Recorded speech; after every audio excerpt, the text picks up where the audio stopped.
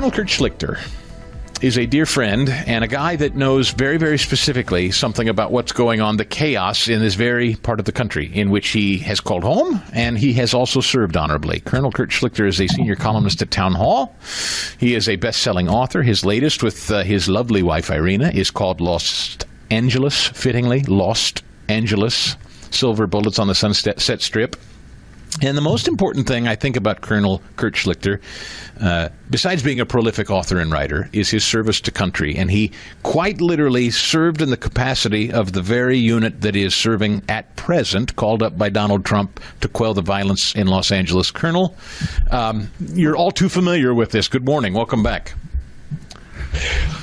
Hi, Chris. It's, boy, what an interesting day. Yeah. You're home, right? You're in L.A.?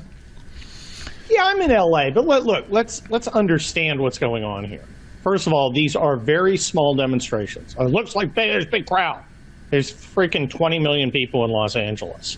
Okay, maybe there's 10,000 maximum of these schmucks, these semi-human, foreigner-aligned dirtbags who are running a very clever kind of operation in very small areas, like the footage that you're seeing now.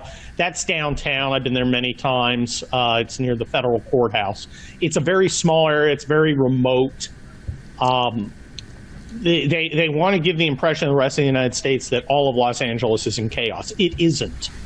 We're going through our lives normally here and 99% of Los Angeles. What they're attempting to do is leverage friendly regime media coverage to try and make it look like there's some sort of massive outpouring of support for illegal alien dirtbags. There isn't. There is a concentrated effort in certain areas, planned, funded, very well executed, and with the connivance of the regime media to try and demonstrate an image that doesn't really exist. The population is not massively outraged by the federal government attempting to enforce the laws that our Congress passed and our presidents at the time signed. So understand that part of it. Yes.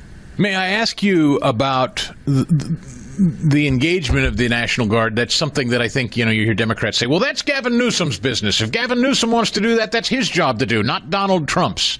You say, what about that? He certainly could have done it. I wrote the first law review article on the use of civil support or military support to civil operations back in like 1992, I think. And I've been doing this for a while. I was out in the Los Angeles riots with the 3rd Battalion, 160th Infantry out of Inglewood in the LA riots, first on the street, last out. I was also out for the Northridge earthquake, and I commanded northern San Diego County forces in 2007 during the fire crisis. I had 2 battalions, really, at the time. I was deputy commander of the 79th Infantry Brigade Combat Team, sometimes acting commander, which is the main infantry unit that's been called up. And it's interesting why they called up infantry, okay? They didn't call military police in. And they didn't. The reason I believe that they did that is because these guys are not out practicing law enforcement. What they're doing is point security. That means they're actually defending locations. That's why you see them standing around and not patrolling. So they're not actually enforcing the law, which gets you around a posse comitatus problem. Posse comitatus is a law that says you can't use federal troops to enforce criminal laws except under certain circumstances. And it's kind of complex. But I want you to understand, when people start talking about posse comitatus, assume they're wrong, because none of them know what they're talking about. So to be clear, the men and women, or mostly men, I don't know, that Trump sent in, they're there to be a presence, but they're not arresting people or anything like that. No, they're not trained or equipped to do that too. They're infantry. I've seen, looks to me like 1st of the 160th Infantry, probably 1st of the 184, maybe 1st of the 185 Infantry, probably 1st of the 18th Cavalry, which I commanded, is out there. I would assume And you see how they're equipped. It's there are a couple riot shields here and there, but most and riot sticks. You can see a stick in the hand of the guy with I think he's probably 184. They are not out there to do police things. They're out there to free up police to do police things. Right? So they'll fire. What can they do? Like, I know CNN, I was joking this morning, CNN is already making out one of their reporters or some reporter hit by a rubber bullet. That's coming next, that law enforcement is firing on journalists or whatever. But yeah. Well, I mean, like, you want to shoot a journalist, oh no, don't strike me with a good time. Look how they're equipped. Okay, they do have sticks. They can hit you over the head, although you're not supposed to hit people in the head. I wonder why. They're equipped with M4 rifles. They're a security presence. They're not out there to bust people. Okay, they're not out there to march and disperse rioters. They're infantry. Infantry closes on the enemy and kills them through superior firepower. That's what infantry does. Trump said, "You spit, we hit."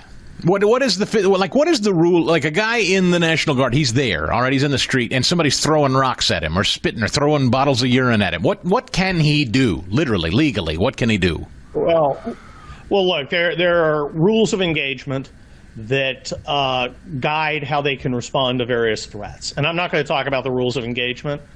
Okay. A, I don't know them. B, if I did know them, I wouldn't tell anybody.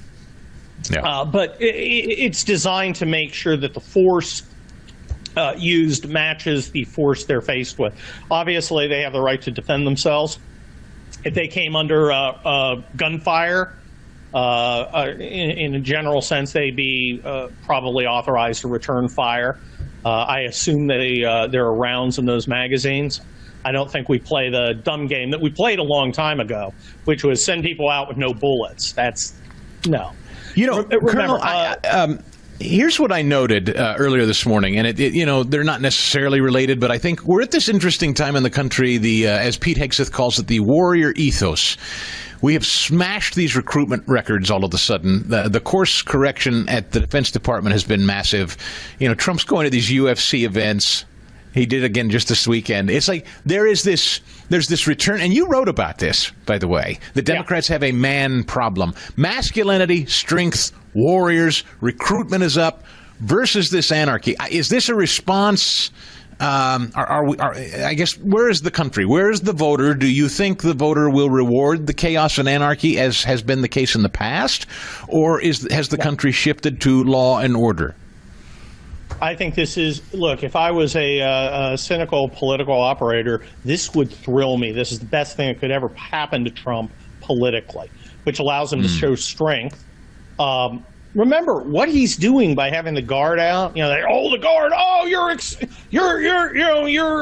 throwing gasoline on a fire. No, what you're doing is allowing the actual cops to go out there and arrest people. Okay, because they're not guarding buildings. But it's also sending a message. All this is about sending a message. What they're doing in the riots, you have to understand what they're doing in the riots, throwing rocks, blocking occasional freeways, marching around, has zero tactical effect. It doesn't decrease federal government combat power. It doesn't increase their combat power. It achieves no actual objective. This is entirely an information operation. It's not kinetic. Okay, it's not about shooting. It's not about holding ground. It's not about any of that. It is entirely an information operation. And if you understand that, then you understand why you call the Guard. It messages strength and resolution. Same with the Marines. And I like the way they call the Guard first, and then they're going to escalate by calling in the Marines. Although, Army, of course, is the decisive element of military force. Kash Patel, Colonel, here's Kash Patel's post. Just so we're clear, the FBI needs no one's permission to enforce the Constitution. My responsibility is to the American people, not political punchlines. L.A. is under siege by marauding criminals, and we will restore law and order. I'm not asking you, I'm telling you, posted Kash Patel. Exactly. Remember, information operation. Okay, that's what this is. And it's also a golden opportunity. There are networks out there of funders, organizers, supporters, suppliers out there that need to be identified during this period. And we have a luxury of time. We're not. They have to operate in a very short time frame because they have to make the next news cycle. We have time to figure out who these people are, to indict them, and to arrest them. Okay, let me go to Karen Bass here, the mayor of Los Angeles, 2392, if you would, Polly, to get the colonel's reaction to the mayor there. I don't think that is a way to bring peace in Los Angeles. I think that our law enforcement officers can handle this situation, but I just have to repeat again, it's a feeling here of intention. Yeah, our law enforcement agencies can handle it. Is she right? Can their law enforcement agencies handle it? Did they need the National Guard, Colonel? It's not a matter of handling it. They don't want to. It's an information operation.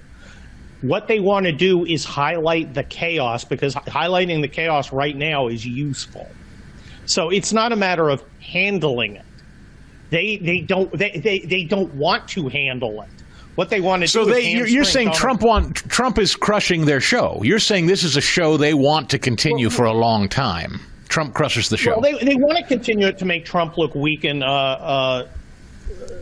less powerful, and to demonstrate that there is a massive threatening force out there in support of illegal aliens. So you should shut up and do what you're told. Donald Trump seems to understand how to disrupt their color revolution paradigm, because he's not behaving the way they usually behave. Understand this. It's a mommy-daddy issue. The Democrats do the mommy thing and tolerate the crap. He's doing the daddy thing and not tolerating it. But he's not doing. He's not out there drunk and hitting people with sticks, right? Yeah. I hate to give. Sorry, Colonel. I hate to ever talk too much about Gavin Newsom as a thoughtful person, but we do know he probably wants to run for president. We know he's tried to moderate himself with these interviews with conservatives on his podcast. But yet here again, here's total chaos. Again, much like the fires. I mean, the guy's a disaster. Between the fires and now this, it's like this guy can't possibly have a future politically, can he? No, I don't think he does. This works. This works when you can convince people that they have no choice but to go along. And as long as there's resistance out there, they can't make that.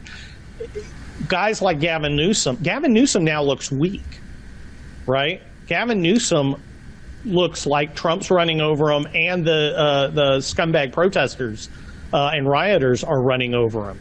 He just looks weak. And, you know, normal people look at this and they associate him with the chaos. The fact that look, what he wanted to do was fold. Okay, he wanted to give them a victory, and frankly, get this off the front page. That's not happening now. So every day he looks weaker. He looks irrelevant. He's sitting there fuming because Trump took his National Guard. They work for the governor until federalized. Out from under him, and Trump's just simply ignoring all his girlish whining. America doesn't want the kind of chaos that Gavin Newsom supplies. This is, you know what it reminds me of, and I wasn't around for it, but it's what I studied and what I read when the National Guard was sent in to allow black children into white schools in the South. Yes. Did the country back then say, this president is outrageous, he's escalating violence in the South? That wasn't the political takeaway back then, was it? The Democrats did. The Democrats said it was terrible. Right. Yeah, they're always very, very when the prospect for losing their servant class arises, they get very, very uppity and scared. Yeah. No, it's the same thing. No, look, if you go out and look at the polls are showing Trump's approval is rising. Trump's approval on immigration is rising. See, what this offers is a stark choice. It's submission or resistance to the illegal alien flood. And in the past, you had weak-willed Republicans, and you still have some today, who really won't resist. So you have no choice but to submit. Trump is providing a stark choice. You can resist. We're going to guard our facilities, and we're going to send our federal police out there and arrest these scumbags. And Colonel, So now and by the way, can safely stay outside with resistance. By the way, I want you to go to townhall.com and get Colonel Kurt Schlichter's 3 times a week brilliant writing. But that book behind you, over your shoulder, that you've written with your lovely wife called Lost Angeles, your timing is always impeccable. What a title for a book. Lost Angeles, Silver Bullets on the Sunset Strip. Pick it up. Another bestseller. So grateful for your time, my friend. I'm grateful that you stuck around for another segment. Thank you so much. For full shows, live and on demand, it's Salem News Channel.